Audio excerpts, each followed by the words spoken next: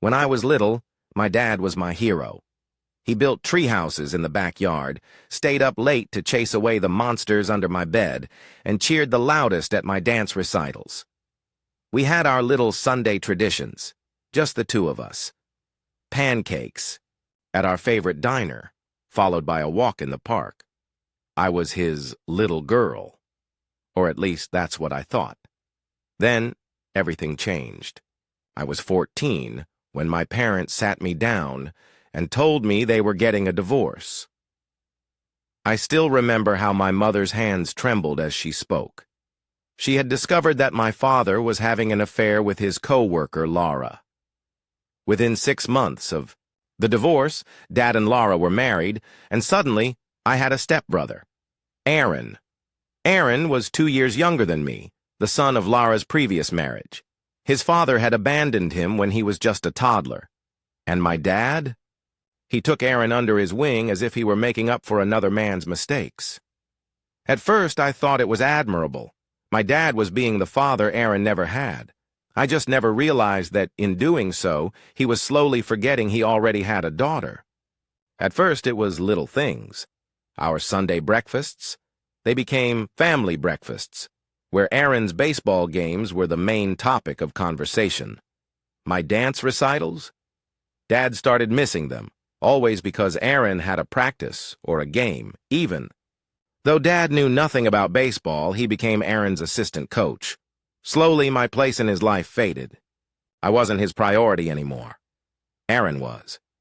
When my mom remarried and moved to another state, she gave me a choice: stay with Dad or move with her and my stepfather, David. I stayed. I thought if I stayed, I could hold on to whatever was left of my bond with Dad. I was wrong. It was my last year of college when I realized just how little I mattered to my father. One rainy night, I was driving home when another car ran a red light and slammed into me. I barely remember the crash, only the searing pain and the blaring sirens. I was rushed into emergency surgery due to internal bleeding. My mom and David immediately booked the next flight to be by my side. My father? He sent me a text. Aaron was having a breakdown because his girlfriend dumped him, so Dad needed to stay with him. I was in the hospital for 3 days. He never came, and that's when I stopped trying. After graduation, I threw myself into work, determined to build a life for myself. That's when I met Mike, the new IT manager. We bonded over our shared love for hiking and old sci-fi movies.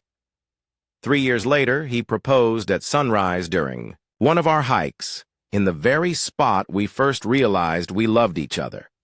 For the first time in a long time, I felt like I was finally putting the past behind me. I sent out invitations 6 months in advance. We set the date, October 15th. And despite everything, I still wanted my dad to walk me down the aisle. Maybe this could be our moment of reconciliation.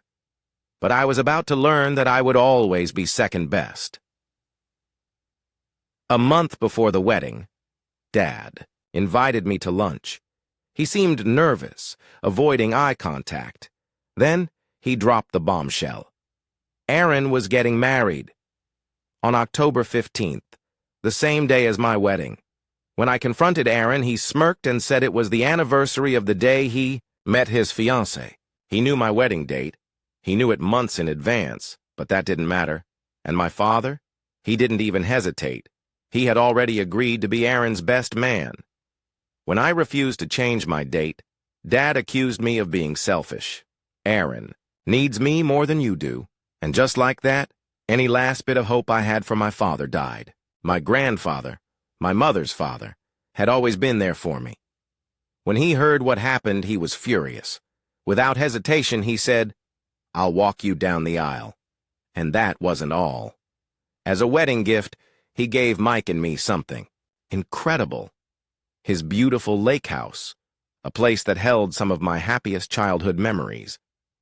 Dad? He suddenly had a change of heart. A week before the wedding, Aaron informed Dad that he had actually chosen his biological father as his best man. Suddenly, my father was available again. He called me in tears, asking if he could still walk. Me down the aisle? I told him no. You made your choice, Dad.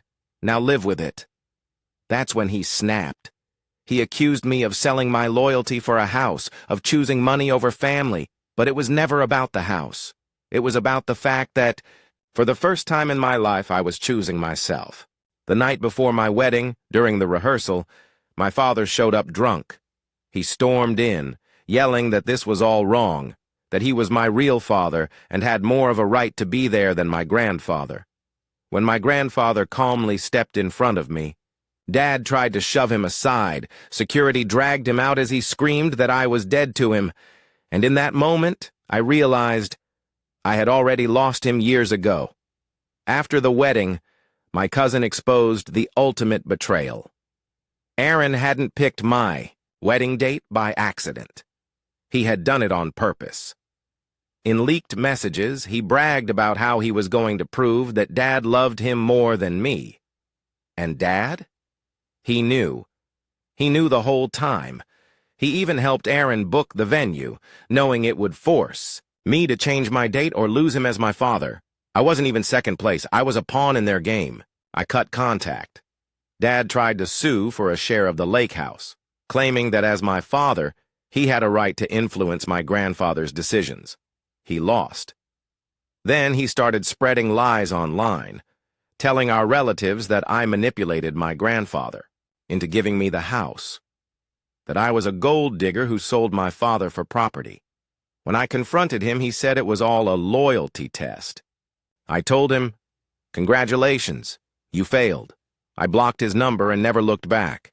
This year, Mike and I will spend Christmas in our new home, a home built with love, not manipulation.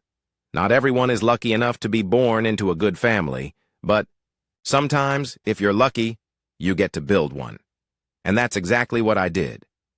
Thank you for watching. If you haven't subscribed yet, please do so and hit the notification bell to stay updated with more shocking real-life stories happening around you.